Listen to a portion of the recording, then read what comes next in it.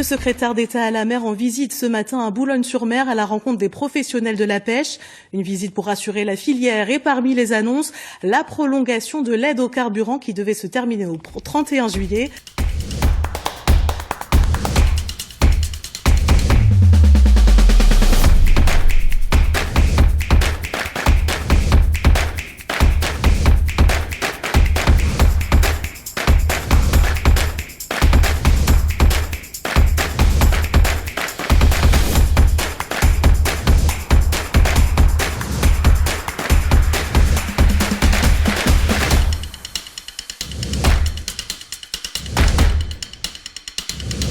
Bonjour, vous allez bien, merci de l'accueil. Un accueil cordial et pour cause. Le tout nouveau secrétaire d'État à la mer a choisi sa première visite à Boulogne pour annoncer aux pêcheurs la prolongation de l'aide au carburant, 35 centimes par litre.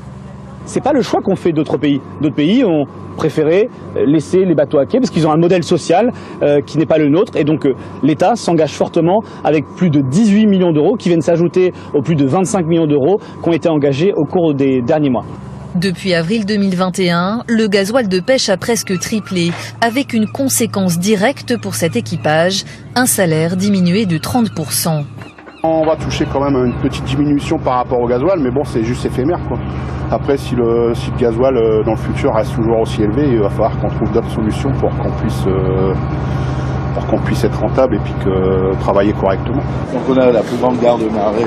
Sur le port de Boulogne, c'est Frédéric Cuvillier, maire, mais surtout ancien secrétaire d'État à la mer, qui fait office de guide.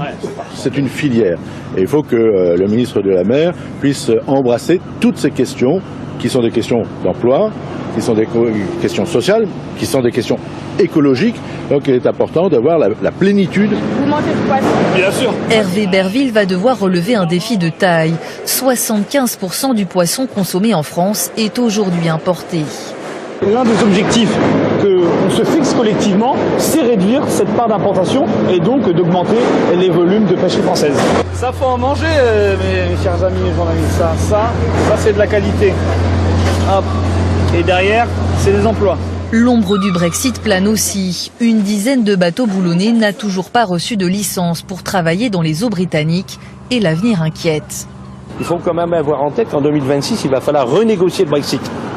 Et ça va être compliqué. Il ne faut pas se mentir.